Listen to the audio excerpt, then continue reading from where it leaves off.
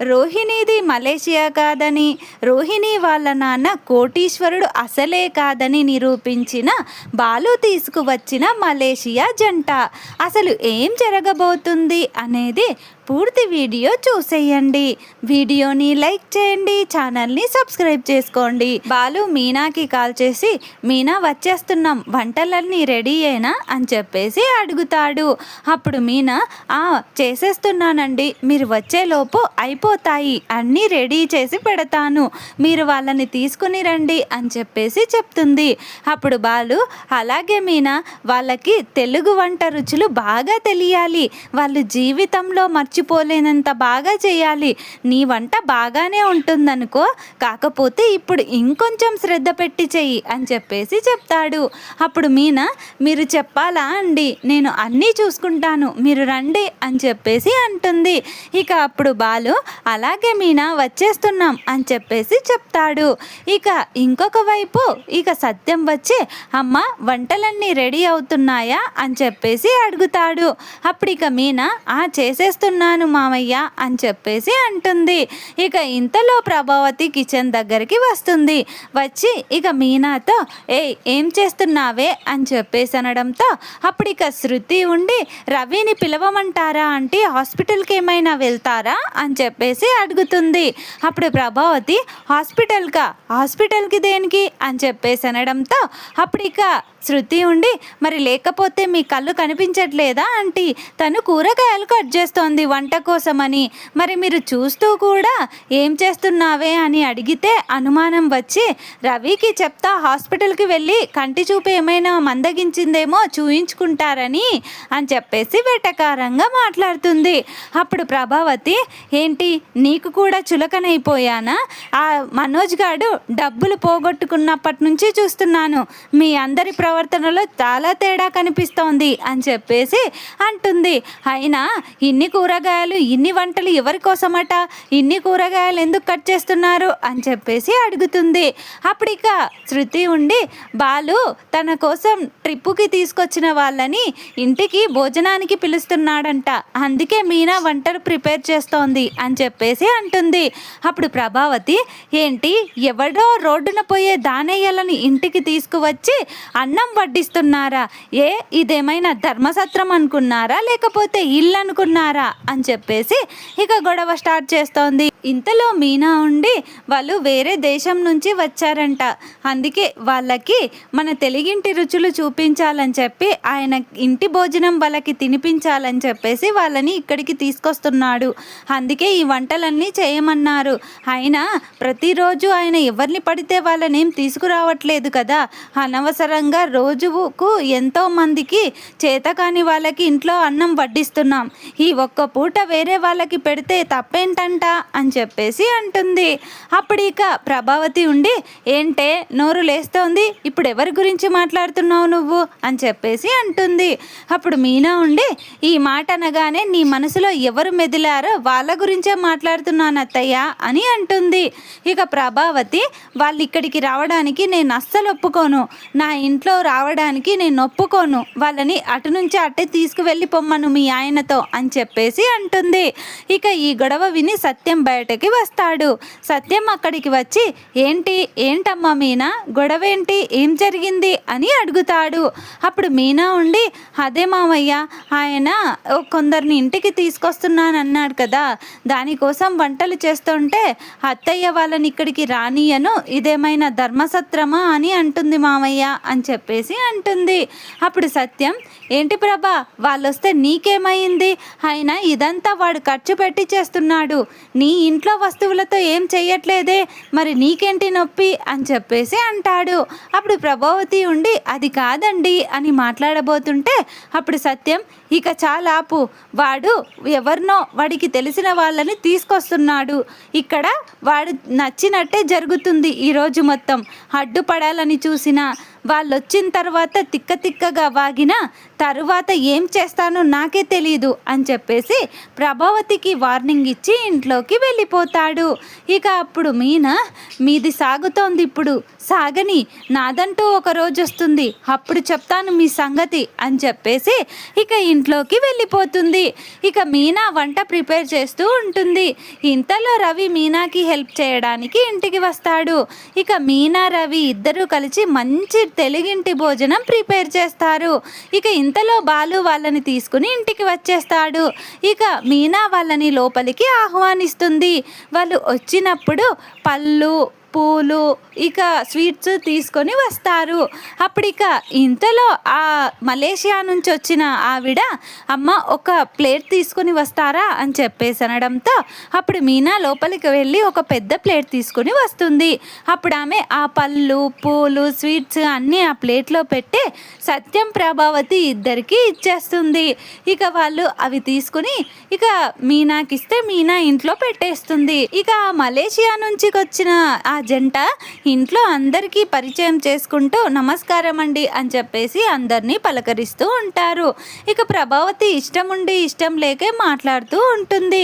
ఇంతలో బాలు అక్కడికి వచ్చి మీనాతో, మీనా వంటలన్నీ రెడీయే కదా, ఇక వాళ్ళని భోజనానికి పిలుద్దామా అని చెప్పేసి అనడంతో అప్పుడు మీనా ఉండి, అది కాదండి, మీ అమ్మ మొహం మార్చుకుని ఉంది, వాళ్ళు ఏమనుకుంటారో ఏంటో, వాళ్ళు మంచిగా మాట్లాడుతుంటే ఈమె మాట్లాడకపోతే ఎలా ఉంటుందండి అని చెప్పేసి అనడంతో మా అమ్మని ఒకే క్షణంలో ఎగిరి గంతేసేలా చేస్తాను చూడు నువ్వే అని చెప్పేసి, అమ్మ వాళ్ళు ఎక్కడి నుంచి వచ్చారో నీకు తెలీదు కదా, వాళ్ళు మలేషియా నుంచి వచ్చారు అని చెప్పేసి అనడంతో ప్రభావతికి ఎక్కడలేని సంతోషం, ఎక్కడలేని ఆనందం, ఉత్సాహం వచ్చేస్తుంది.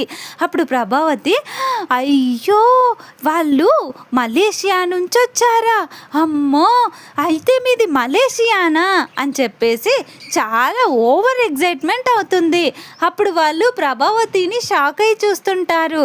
ఇక ఇంతలో బాలు, మీరేం షాక్ అవ్వకండి సార్, అక్కడ మా అన్నయ్య భార్య వాళ్ళ అమ్మ వాళ్ళు ఉంటారు, అందుకే ఆమె అంత ఎగ్జైటెడ్గా ఫీల్ అవుతోంది అని చెప్పేసి బాలు అంటాడు. అప్పుడు ఇక ఆయన ఉండి, అవునా మలేషియాలో నాకు చాలా మంది తెలుసు, అక్కడ ఎవరు, వాళ్ళ పేరేంటి, వాళ్ళు ఎక్కడుంటారు అని చెప్పేసి బాలు ఇంటికి విందు భోజనానికి వచ్చిన వాళ్ళు అడుగుతారు. అప్పుడు ఇక ప్రభావతి వాళ్ళ పేరు అని చెప్పబోయి వాళ్ళ పేరు కూడా తెలియక, ఉండండి ఇప్పుడే మా కోడల్ని అడుగుతాను అని చెప్పేసి ఇక ప్రభావతి రోహిణిని కలవడానికి వెళ్తుంది. ఇదంతా రోహిణి మెట్ల మీద నుండి ఉండి అన్నీ వింటూనే ఉండి, ఇక ఇక్కడ ఉంటే నేను దొరికిపోతానని చెప్పేసి త్వరగా ఎవరికీ కనిపించకుండా రూమ్లోకి వెళ్ళి డోర్ వేసుకుంటుంది. ఇక ప్రభావతి త్వరగా పైకి వెళ్ళి అమ్మ రోహిణి, అమ్మ రోహిణి అని చెప్పేసి ఎంత పిలిచినా రోహిణి బయటకి రాదు. ఇక ప్రభావతి, ఇలా కాదు డోర్ కొట్టి పిలుద్దాం పడుకుందేమో అని చెప్పేసి డోర్ని తెగ బాధేస్తూ ఉంటుంది. అప్పుడు ఇక రోహిణి, ఇప్పుడు నేను బయటకి వెళ్ళకపోతే ఈమె చివాట్లు పెట్టేలా ఉంది, బయటకి వెళితే నా మలేషియా జీవితం మొత్తం బయటపడిపోతుంది, ఈరోజు నా మలేషియా కథ సుఖాంతమయ్యేలా ఉంది, నేను దొరికిపోయేలా ఉన్నాను అని చెప్పేసి కంగారు పడిపోతూ ఉంటుంది. ఇంతలో ఇక ప్రభావతి కొట్టే డోర్కి ఇక రోహిణికి ఏం చెయ్యాలో అర్థం కాక లోపల ఉక్కిరి బిక్కిరి అయిపోతూ డోర్ తీయక తప్పక డోర్ తీసేస్తుంది. ఇక అప్పుడు ప్రభావతి రోహిణితో ఒక్క మాట కూడా మాట్లాడకుండా రోహిణి చెయ్యి పట్టుకొని జరజర త్వరగా ఇక తోలుకొస్తూ కిందికి ఆ మలేషియా జంట దగ్గరికి తీసుకొచ్చేస్తుంది. ఇక రోహిణి చాలా టెన్షన్ పడిపోతూ, ఇప్పుడు నేనేం చేయాలి, వీళ్ళ నుంచి ఎలా తప్పించుకోవాలి, అత్తయ్య నన్ను ఇరికించేసింది, అత్తయ్య ముందు నిజం బయటపడితే నా ప్రాణాలు పోయినట్టే లెక్క అని చెప్పేసి కంగారు పడిపోతూ ఉంటుంది. ఇక ఇంతలో ప్రభావతి అక్కడికి తీసుకొచ్చి, ఈవిడే మా కోడలు, వీళ్ళ నాన్న ఆ మలేషియాలో హోటల్ బిజినెస్ చేస్తాడు, ఆయనకి పెద్ద బ్రాంచులు ఉన్నాయంట, అమ్మ రోహిణి చెప్పు, మీ నాన్న పేరు అడుగుతున్నారు వాళ్ళు అని చెప్పేసి అనడంతో రోహిణి సైలెంట్గా నిలబడి చూస్తూ ఉంటుంది. ఇక బాలు, నాకు తెలిసి ఈ పార్లర్ అమ్మ పని ఈరోజు అయిపోయేటట్టుంది మీనా, ఇది కూడా మనకి కలిసి వస్తుందని నేను అస్సలు అనుకోలేదు. అందుకే అంటారు కావచ్చు, కర్మ ఏ రోజైనా తిరిగి అంతే గట్టిగా తగులుతుందని. అది నాకు ఈ పార్లర్ అమ్మ విషయంలో ఖచ్చితంగా కన్ఫామ్ అయిపోయింది అని చెప్పేసి మాట్లాడుతూ ఉంటాడు. ఇక ఇంతలో మీనా, మీరు కాసేపు ఆగండి, రోహిణి చూడండి ఎలా కంగారు పడిపోతుందో, రోహిణి ఏదో తప్పు చేస్తోందనిపిస్తుందండి నాకు అని చెప్పేసి ఇక ముందైతే ఇక్కడ ఏం జరుగుతుందో చూద్దాం అని అనడంతో అప్పుడు బాలు, జరగడానికి ఏం లేదు, ఆ పార్లర్ అమ్మ ఏదో ఒకటి ఆలోచిస్తుంది చూడు అని చెప్పేసి అంటాడు. ఇక ఇంతలో రోహిణి ఆ ప్రభావతి మాట్లాడే మాటలకి పలకకుండా సైలెంట్గా ఉంటే అప్పుడు ఇక ఆ మలేషియా జంటుండి, చెప్పమ్మా, అక్కడ నేను చాలా ఏళ్ళుగా ఉంటున్నాను, నా చిన్నప్పటి నుంచి నేను అక్కడే ఉంటున్నాను, అక్కడ నాకు అందరూ తెలుసు, హోటల్ బిజినెస్ వాళ్ళైతే దాదాపుగా A to Z తెలుసు, ఎందుకంటే మాది కూడా అదే బిజినెస్, మాకు ఇంకా చాలా ఎక్కువగా బిజినెసెస్ ఉన్నాయి అక్కడ, చెప్పమ్మా అని చెప్పేసి అడుగుతూ ఉంటాడు. ఇక అప్పుడు రోహిణి ఏం అనకుండా సైలెంట్గా ఉండటంతో ఇంతలో ప్రభావతుండి, ఏంటే అలా సైలెంట్గా నిలబడ్డావు, ఎదుట పెద్దవాళ్ళు అడుగుతుంటే చెప్పాలన్న ఇంగితం కూడా లేదా నీకు అని చెప్పేసి ఇక రోహిణి మీద సీరియస్ అవుతుంది.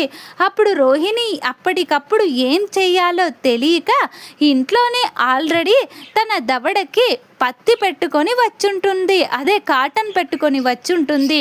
ఇక అప్పుడు ప్రభావతి రోహిణి సైడ్ చూస్తుంది. రోహిణి దవడకి ఆ కాటన్ పెట్టుకోవడం వల్ల చెంప కాస్త ఉబ్బినట్టుగా కనిపిస్తుంది.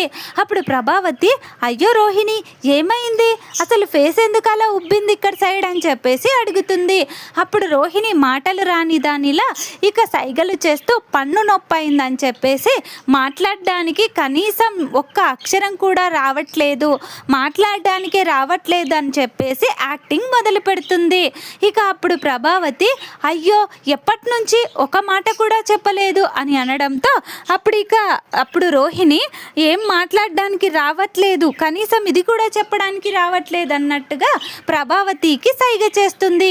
ఇక అప్పుడు ప్రభావతి, ప్లీజ్ అమ్మా, కనీసం మీ నాన్న పేరైనా చెప్పు, వాళ్ళు చెప్తారు కదా అన్నీ నీకు అని చెప్పేసి అనడంతో అప్పుడు రోహిణి, ఎక్కడ దొరికిపోతానోనని నేను హాస్పిటల్కి వెళ్ళాలి, నాకు బాగా నొప్పిగా ఉందన్నట్టుగా ప్రభావతికి సైగ చేస్తుంది.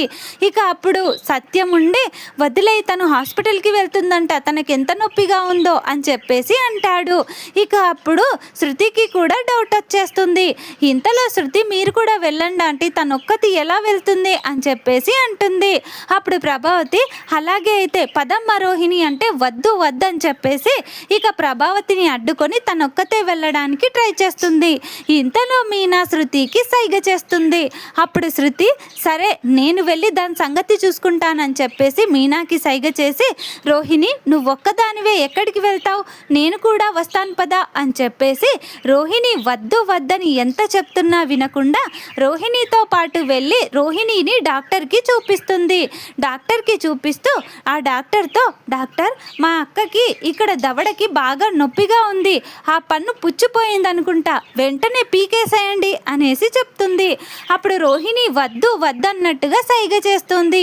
అప్పుడు రోహిణి తన మనసులో, ఇది ఖచ్చితంగా నన్ను ఏదో ఒకటి చేసేలా ఉంది, నన్ను పైకి పంపించేలానే ప్లాన్ వేశారు వీళ్ళందరూ కలిసి, అయినా వద్దు, నా పన్ను పీకేస్తే నా పరిస్థితి ఏంటి అని కంగారు పడిపోతూ ఉంటే ఇంతలో ఇక ఆ శృతి, లేదు డాక్టర్, వెంటనే తీసేయండి అని చెప్పడంతో అప్పుడు డాక్టర్, అవును మీరు చెప్పింది కూడా నిజమే, తనకు ఇక్కడ బాగా వాపుచ్చినట్టుందే, ఏది చూడనివ్వండి అంటే అప్పుడు ఇక రోహిణి ఏమాత్రం చూడనివ్వదు. ఇక ఇంతలో రోహిణి వాళ్ళని మాటల్లో పెట్టి ఆ కాటన్ పీకేస్తుంది. ఇక శృతి ఏమో, డాక్టర్ ఈ పన్ను పీకేయండి అని చెప్పడంతో డాక్టర్ రోహిణి పన్ను పీకడానికి ట్రై చేస్తూ ఉంటాడు. మరి రోహిణి డాక్టర్ నుంచి తప్పించుకోనుందా, అసలు ఏం జరగబోతుందనేది పూర్తి వీడియో టీవీలో కంటే ముందుగా చూడాలనుకుంటే మా వీడియోని లైక్ చేయండి, ఛానల్ని సబ్స్క్రైబ్ చేసుకోండి. Thank you friends.